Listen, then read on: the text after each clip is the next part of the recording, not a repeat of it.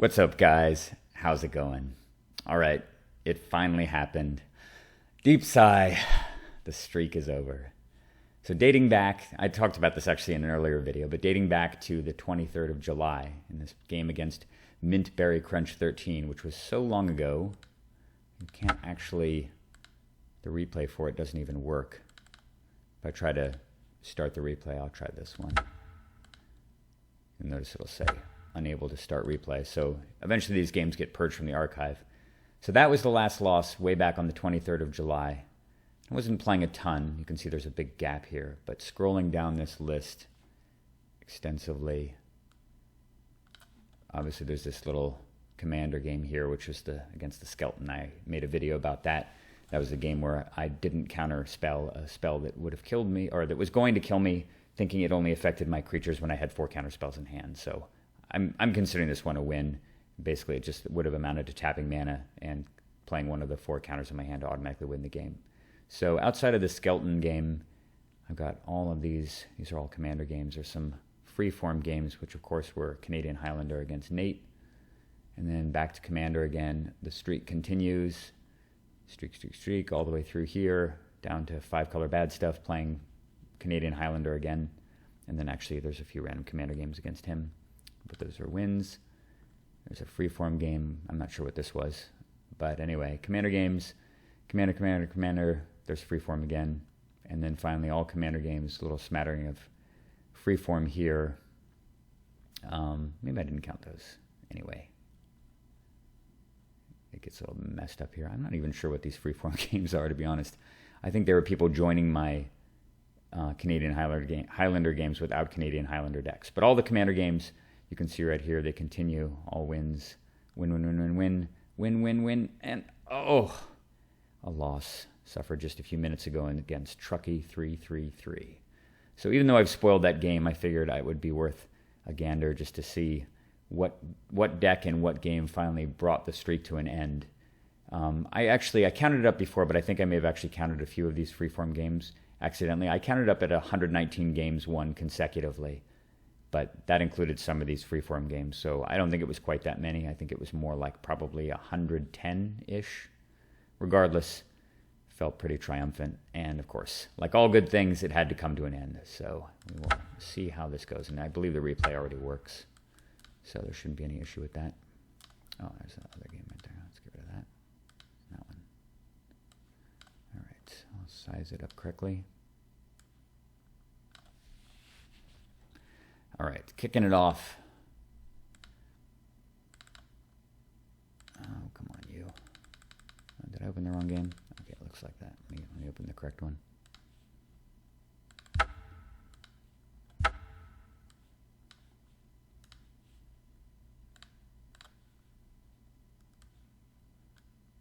All right. There we go. All right. Truckee 333 playing Omnath, Locus of Mana. This is ironic, actually, given the fact that I have this deck in my stable, and I consider it very much B tier. So it's only fitting that my loss would come against this deck. It is honestly a super nemesis of mono blue, particularly if it goes first and it gets a 1-mana creature. It can be extremely tough to come back. I've lost this deck a million times with my Nin deck when it gets a start like that. And I have a very solid draw. It's got a turn 1 Ponder, of course, Divining Top, and Winter Orb. Surprisingly strong against Omnath, though not necessarily against the green weenie creature version of it. And as you'll soon see, this is the version that he's playing, which is much more dangerous than the version that I'm using, which uses a lot more ramp spells rather than creatures. I mean, it does run a suite of creatures, but all the good ones, all the good 1-drops, except for, I think, Boreal Druid, and it doesn't use quite a few of the ones that he's using. But nonetheless, he's going first. Of course, I've got Azami again, as you can tell by the mono blue hand and Venser. And he does mulligan, but he mulligans into land elf. So now I got to just hope that he doesn't have a second land to go with it, which does happen a fair amount with only 4 lands in hand. And I drew an island off the top. Since I don't want to filter my lands out of my deck, I'm going to ponder. And the ponder reveals Patron Wizard, Snapcaster, Mage, and Island. So I obviously want the island. That's a no-brainer. Snapcaster, very, very good with ponder, of course. And depending on how his draw unfolds, I don't know if Patron Wizard's going to be good or not. It's really going to kind of depend on what the rest of his draw looks like. But generally, this card is very weak against a deck like Omnath, because they tend to have lots of spare mana floating around. So I'm going to put the Patron Wizard at the bottom, followed by Snapcaster Mage, and then Island. So I draw the Island.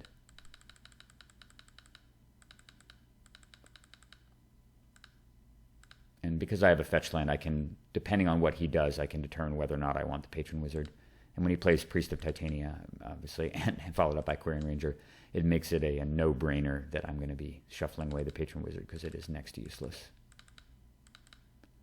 All right, I'm going to play a Scalding Tarn. I'm really kind of hoping like maybe he'll be foolish enough to run his Priest of Titania in for damage, or maybe even the Quirion Ranger, and I can trade. I would happily do that over casting the Ponder because this guy just generates tons of extra mana. It's making, well, it's pumping this and untapping it, so it's making 3 all by itself. Plus allowing him to play extra lands. See, Wood Elves, that's a card I would never, I don't run that on that deck. And Solemn I don't run either. But all these things are synergizing incredibly well. He untaps a land. Keep track of the number of cards in his hand here. You'll see how powerful his sequence of things that he draws is. Extra Planar Lens. He's got Mana Flare for green as well.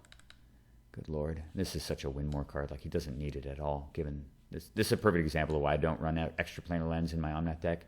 Because when you get a lot of mana, like Omnath already generates mana. You don't need this to double your mana. He has so much mana already. The lens is just doing nothing, really. Effectively nothing. I mean, it does give him more green mana, but really he has more than enough to deliver the death blows in a couple turns. I'm just going to obviously Memory Lapse this. And hopefully he puts it on top of his deck instead of into the command zone. And he does the smart thing and puts it into the command zone. He's got more than enough mana to recast it for 5 and draw another card, and I think that's a great play. Not necessarily intentional, though, because I think that the UI defaults to put it back in your command zone when it gets Memory Lapse. So it may have just put it back there because that's what the UI told him, but he didn't have the option. So if we were playing live, I would have said, do you want to put it back on top of your deck? All right, Fact or Fiction, not too useful. That's the card that I got after the reshuffle. So I have a bit of a choice here to run out the Snapcaster Mage and hope to catch the Priest of Titania attacking again, but I think the chances of that happening are practically 0. So I'm just going to cast Snapcaster Mage and hope to get, well, really, because he has so much mana available, I mean, really absurd amounts of mana, because with Quirion Ranger, the lands alone make 8. The Priest of Titania is making another 8 plus an untap, so it's like 4 plus 7, or 4 plus 3 is 7 plus 8 in his lands. He has 15 mana right now.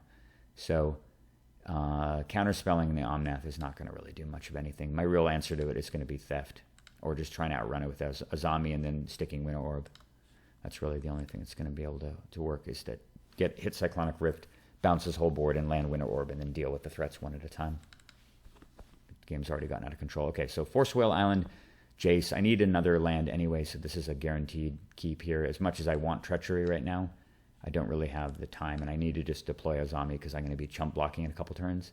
So I'm going to put Force of Will on top, draw the island second, get Jace third, and putting Force of Will there just in case. He has so much mana available, he could literally top deck a game-winning spell next turn and outside of Omnath, and I'd have to force it. So that is why I'm doing that. And at this point in the game, I'm thinking my chances of winning are practically 0. The only thing that I have going for me right now is the fact that he has no cards in hand. And sometimes the Azami, or this kind of a deck just continues to draw lots of little mana elves.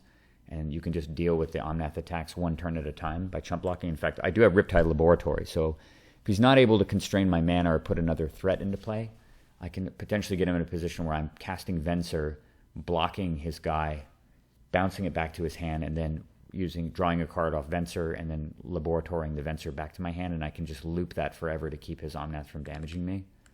So that's an option, but that's only on the contingency that he doesn't draw anything else to go with the Omnath.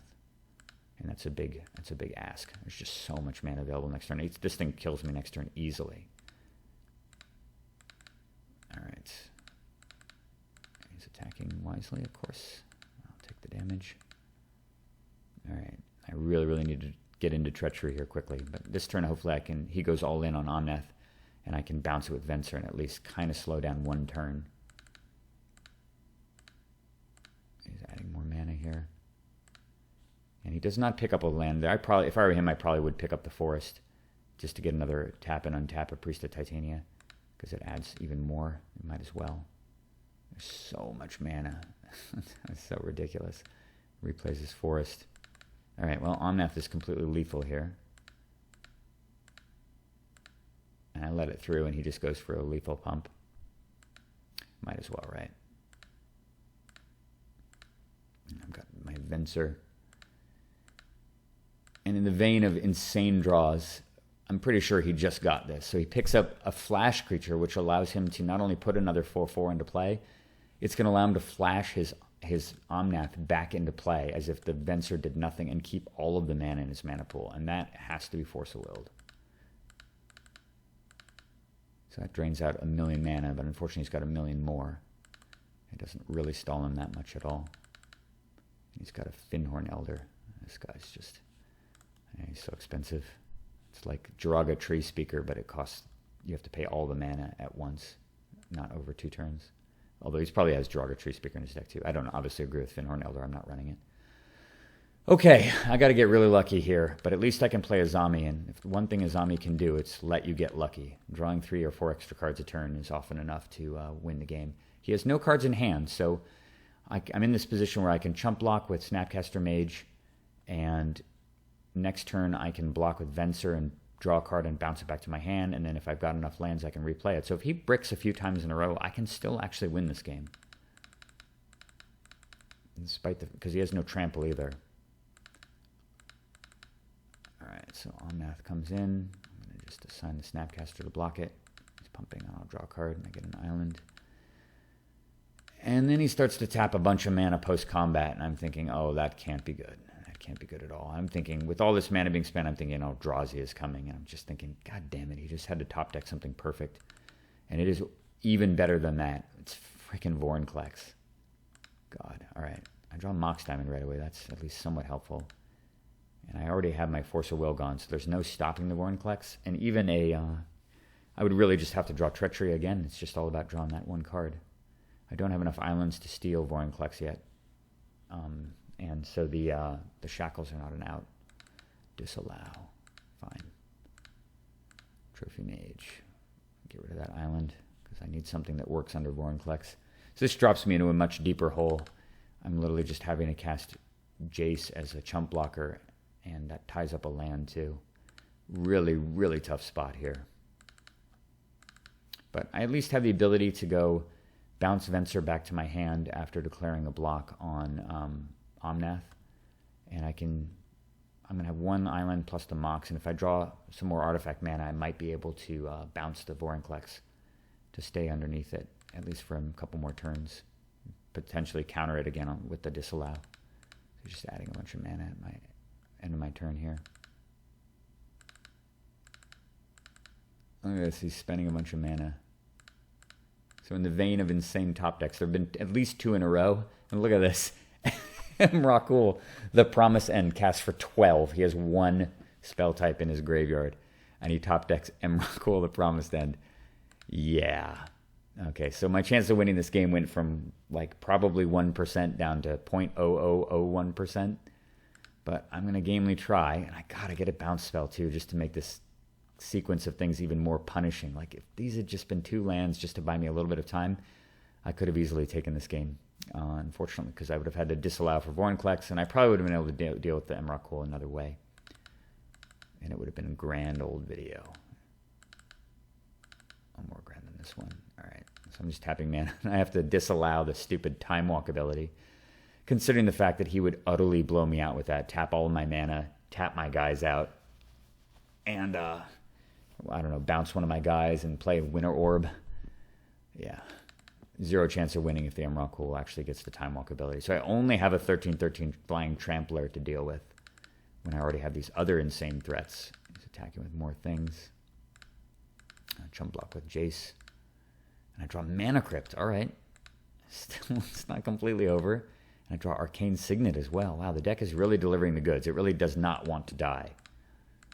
It doesn't want to die to this green bullshit. Oh, and Coalition Relic too. Well, thanks for being a bro, deck. You really did try to help me underneath the Vorinclex, but it's a bit too little too late. I'm going to play the Crypt, of course. Cast Arcane Signet. And this was a mistake. God damn it. Actually, if I had... I don't think it really matters, but I should have drawn a card with Azami first, and you'll see why in a second here. I start to tap mana and I go, well, I should draw first. And look what I get. Sower of Temptation. Crazy, huh? If I had not played the Signet, I would have been able to Sower the Emrakul. And I would have had a big enough creature to block the Vorinclex. I would, of course, had to chump block Omnath with my Venser. But he couldn't attack anymore with this, and I would have this big-ass flyer in play. And potentially a route to victory just by hitting him in the air. Because he has no more cards in hand. I'd be able to hit him for 15 damage a turn. That's only 2 hits, and I could have actually won this game. God damn it, why did I cast Arcane Signet first? That would have been so epic. Imagine that. But I just draw Forbid. I have one more chance here to draw a land, and if it's a land, then I can steal the Emrakul. But at this point, the Venser's already tapped, which means that I would have had to use Emrakul to chump block Omnath, Locus of Mana, and that was not going to pull me out of this game. But Jesus, if I had not cast the Arcane Signet, if I had drawn first, I would have Sowered this. I would have had Venser and Sower in play and steal this. On his turn, he pumps up again and he attacks with Omnath. I block with Venser and draw, and I untap, and I smash for 15 damage in the air, taking him to 15, and I play Trophy Mage, and I've got 2 blockers to deal with Omnath, and Vorinclex can't quite kill me. Damn, I think I could have won this game. That's crazy. Oh well. Live and learn. Made for a great game either way, anyway, and the streak had to end sometime. But the deck did its level best to try to fight through regardless and nearly pulled it out, if not for my little mistake right here at the end, which is sometimes all that separates you from glorious victory and crushing defeat. Glad you guys got to see that one. But now that the streak is over, I will play some other decks rather than the most spiky things. Some people have requested I go back to playing Omnath again. So maybe this is my clarion call to go back to that deck, given the fact that I just got thrashed by it. Hope you guys enjoyed the game. I will see you soon.